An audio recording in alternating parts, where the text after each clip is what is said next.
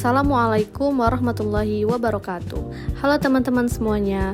Di sini kami dari kelompok 2 yang beranggotakan Nazwa Largawati, Haliza Febriana, Nikhlatul Maula AS, M. Khaironi Al-Fajri, dan Nur Fadilah.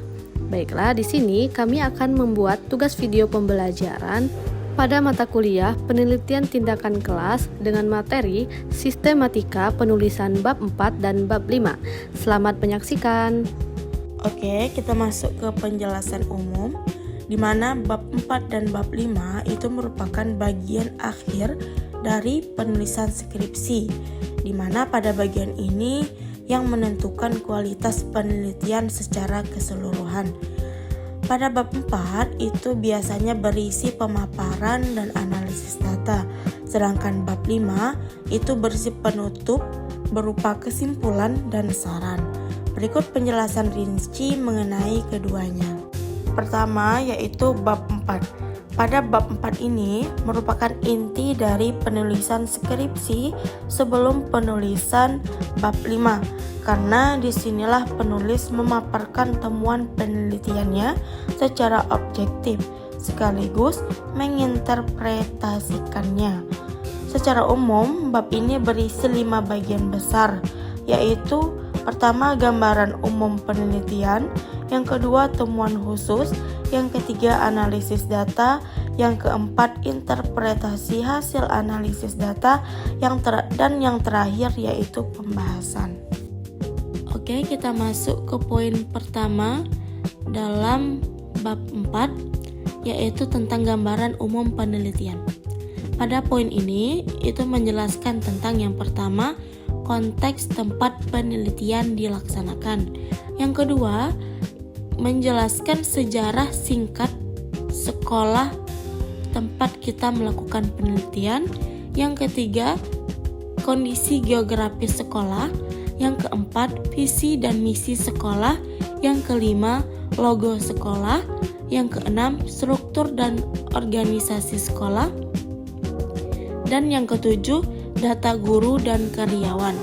Nah, di sini ada contoh dari skripsinya tentang penulisan data guru dan karyawan yang benar, di mana di sini penulisannya dibuat dalam bentuk tabel, di mana tabel pertama itu berisi nomor, yang kedua berisi nama dan NIP NUPTK, yang ketiga LP, yang keempat perangkat pendidikan, yang terakhir yaitu jabatan.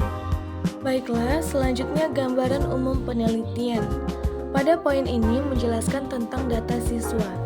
Data siswa berisi informasi mengenai peserta didik yang menjadi subjek penelitian.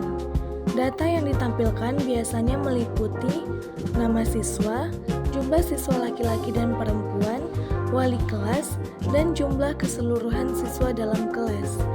Tujuan penyajian data siswa adalah untuk memberikan gambaran mengenai karakteristik responden atau peserta didik yang terlibat dalam penelitian, sehingga pembaca mengetahui kondisi kelas yang diteliti.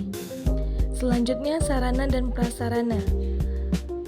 Bagian ini menjelaskan fasilitas yang tersedia di sekolah untuk mendukung proses pembelajaran.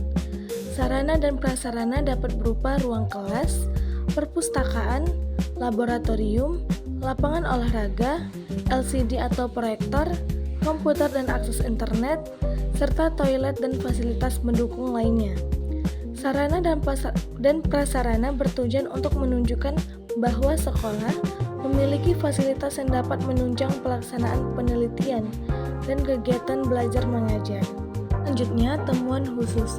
Bagian ini terbesar dan paling penting karena berisi seluruh proses dan hasil penelitian secara kronologis. Yang pertama ada prasiklus, menjelaskan kondisi awal sebelum tindakan diberikan, yaitu bahwa minat belajar siswa masih rendah 33,87%. Berdasarkan observasi guru, observasi siswa, wawancara dan angket, bagian ini menjawab mengapa penelitian ini perlu dilakukan. Selanjutnya ada siklus 1, menjelaskan apa yang direncanakan atau perencanaan dan apa yang dilakukan di dalam kelas, pertemuan demi pertemuan atau pelaksanaan, dan apa hasilnya, yaitu hasil observasi guru, observasi siswa, angket, meningkat menjadi 72,65%.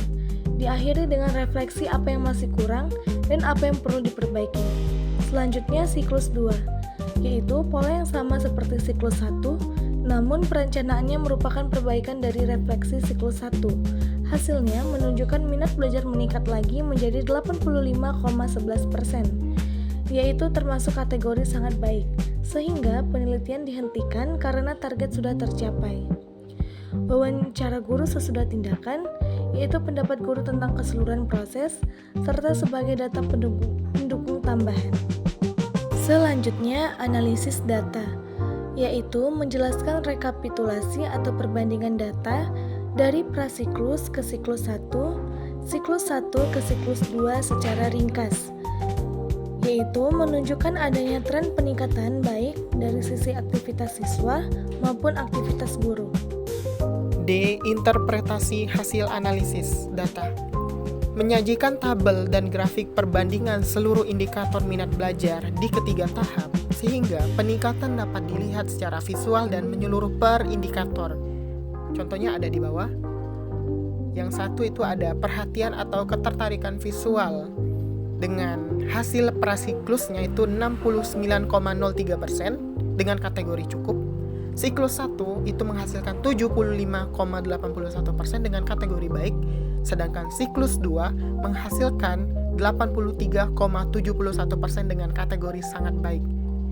Yang kedua ada perasaan senang atau efektif. Prasiklusnya 68,75% dengan kategori cukup, siklus 1 73,55% dengan kategori baik, dan siklus 2 menghasilkan 84,35% dengan kategori sangat baik. Yang ketiga ada keterlibatan atau partisipasi aktif. Prasiklusnya 65,31% dengan kategori cukup, siklus 1 menghasilkan 69,03% dengan kategori cukup, dan siklus 2 menghasilkan 85,97% dengan hasil yang baik dengan kategori sangat baik. 4 ada ketekunan atau penyelesaian tugas. Prasiklusnya 69,53% dengan kategori cukup, siklus 1 dengan hasil 73,55% dengan kategori baik, siklus 2 84,75% dengan kategori sangat baik. Yang kelima ada kepercayaan diri atau ekspektasi berhasil.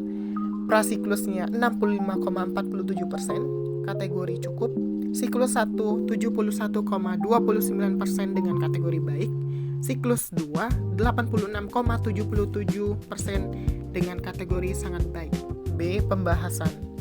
Menjelaskan mengapa peningkatan tersebut dengan mengaitkan temuan pada teori-teori dari bab 2, misalnya contoh dari skripsi Intan Nirwana, teori media interaktif dari Fikri dan Madonna, Pagara, Mayer dan lain-lain, sehingga hasil penelitian memiliki dasar teoritis yang kuat, sehingga ada bukti nyata. Inti bab 4 secara keseluruhan membuktikan bahwa 1. Kondisi awal memang bermasalah. Yang kedua, tindakan dilakukan secara sistematis melalui siklus PTK. Yang ketiga, terjadi peningkatan yang terukur dari beberapa siklus ke siklus lainnya. Yang keempat, ada peningkatan tersebut dapat dijelaskan secara logis berdasarkan teori yang relevan yang sudah pernah diteliti. Selanjutnya kita akan bahas bab 5. Di bab 5 ini kita membahas 2 poin penting, yaitu kesimpulan dan saran. Yang pertama kita akan membahas kesimpulan. Kesimpulan merupakan pernyataan akhir yang disusun berdasarkan hasil analisis data dan pembahasan yang telah dilakukan pada bab sebelumnya. Kesimpulan ini bertujuan untuk menjawab rumusan masalah penelitian secara singkat, jelas, dan sesuai dengan fakta yang ditemukan di lapangan. Melalui kesimpulan, peneliti dapat menunjukkan apakah tindakan yang diberikan berhasil mencapai tujuan yang diharapkan atau belum. Oleh karena itu, kesimpulan menjadi bagian sangat penting karena menggambarkan hasil akhir dari seluruh rangkaian penelitian yang telah dilakukan. Nah, Pada skripsi Intan Nirwana di sini terdapat 2 rumusan masalah. Kesimpulan rumusan masalah pertama menjawab pertanyaan tentang hasil atau dampak penerapan tindakan, yaitu apakah media video animasi berbasis kontekstual interaktif berhasil meningkatkan minat belajar siswa. Jawabannya itu didukung dengan data persentase dari bab 4. Minat belajar meningkat dari 33,87% ke 67,62% pada prasiklus di kategori pekan cukup, lalu 72,65% di siklus 1 dikategorikan baik, lalu ke 85,11% pada siklus 2 dikategorikan sangat baik. Lalu kesimpulan rumusan masalah kedua menjawab pertanyaan tentang proses atau penerapan tindakan, yaitu bagaimana media tersebut diterapkan yang dilakukan melalui 2 siklus PTK dengan model Chemist and Triggered, meliputi penggunaan video animasi, pengaktifan siswa melalui diskusi maupun tugas, dan sebagainya. Selanjutnya yaitu saran. Saran merupakan rekomendasi yang diberikan peneliti kepada pihak-pihak yang berkaitan dengan penelitian seperti guru, siswa, sekolah, maupun peneliti selanjutnya. Saran disusun berdasarkan hasil penelitian yang diperoleh dan diharapkan dapat menjadi bahan pertimbangan untuk perbaikan maupun pengembangan penelitian di masa yang akan datang. Nah, adapun contoh saran dari skripsi Intan Nirwana yang pertama itu bagi guru. Ini terkait penggunaan media, variasi metode pembelajaran, dan pengembangan kompetensi guru di bidang teknologi ataupun multimedia. Yang kedua itu bagi siswa. Nah, ini agar siswa lebih aktif, percaya diri, berani berpendapat, dan memanfaatkan media pembelajaran secara positif. Yang ketiga itu bagi sekolah. Ini terkait penyediaan fasilitas pendukung seperti proyektor, speaker, ataupun akses teknologi agar pembelajaran berbasis media digital dapat berjalan optimal. Lalu yang keempat itu bagi peneliti selanjutnya. Ini untuk mengembangkan penelitian lebih lanjut, misalnya menerapkan video animasi pada mata pelajaran atau jenjang lain, mengembangkan media yang lebih interaktif, atau meneliti pengaruhnya terhadap variabel lain seperti hasil belajar, motivasi, ataupun kemampuan berpikir kritis. Jadi, inti dari bab 5 ini secara keseluruhan menegaskan kembali secara ringkas apa yang ditemukan itu adalah kesimpulan dan memberikan apa yang sebaiknya dilakukan selanjutnya itu adalah saran, baik oleh pihak-pihak yang terlibat langsung dalam penelitian seperti guru, siswa, sekolah, maupun oleh peneliti lain di masa depan. Nah, bab ini juga berfungsi sebagai penutup yang menegaskan kontribusi praktis dari hasil penelitian yang kita lakukan. Nah, itu tadi penjelasan terkait sistematika penulisan bab 4 dan bab 5. Semoga materi yang kami sampaikan bisa dipahami dan berguna bagi kalian semua. Kami mohon maaf apabila ada kesalahan dan kami akhiri dengan wassalamualaikum warahmatullahi wabarakatuh.